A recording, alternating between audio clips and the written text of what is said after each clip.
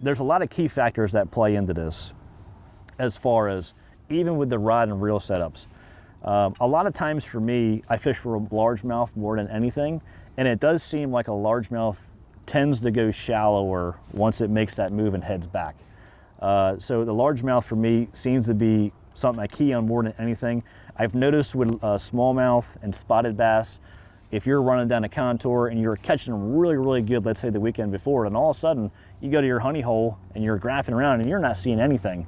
A lot of times the smallmouth and spotted bass, they typically go, if they're on that contour and there's a drain right next to it, that's usually where they go. I'm gonna say 9 times out of 10. They're a little bit harder to find because you really gotta spend your time graphing on them drains to find the right one, but that's usually where these fish go.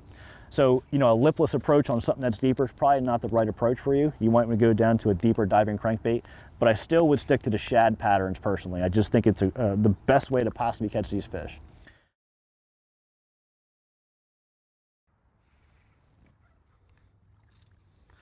There's one instantly, guys. So you can see this fish right here. We just talked about reaction. This is a prime example. My guess is this fish just swatted at it. It's on the outside of the face. Now, if it's not reaction, usually it means I'm throwing the wrong color or wrong size. I'm not matching the hatch properly. And that's why we're gonna rotate through some of these baits and show you guys. We're gonna keep on fishing a little bit and we're gonna see how these fish react. Try it again. You know, one's not a pattern, so we'll keep on going. See what happens here. So, you know, back to the rod and reel setup. Like I said, so I'm only fishing right now, I'm fishing in the back of a pocket. I'm only fishing basically 0 to 5 feet.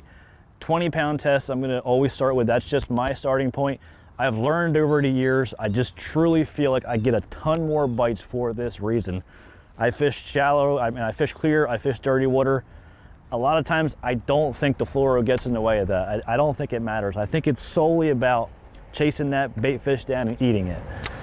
So cast it out there, I'm gonna run down the bank and I'm just gonna start a normal retrieve. So I always start up high every time and I just kind of work my way down. But you'll see a lot of times when I'm, you know, especially right now, this time of year, there's another one. I always pump that, and when I pump that a lot of times, I get a lot of fish to react on it, just like that one.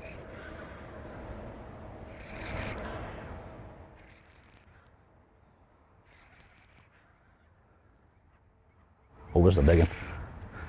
This is the kind I want, guys, right here. Early fall giant. Try to flip them right in here. It's another one on the outside. So that was a good example too. I pumped it, he ate it. Maybe they don't want to eat it, but they're reacting to it. That's a beautiful fish right there, guys.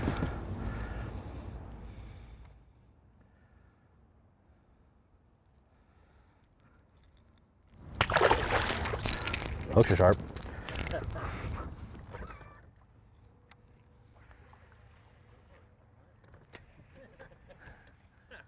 All right, guys. So just unhooked that one. That was almost 2 in a row, I think. You know, this pocket's got a lot of bait in it. I see it on the 360, which is good, we talked about. But you'll see I just kind of do little subtle pumps with the trap.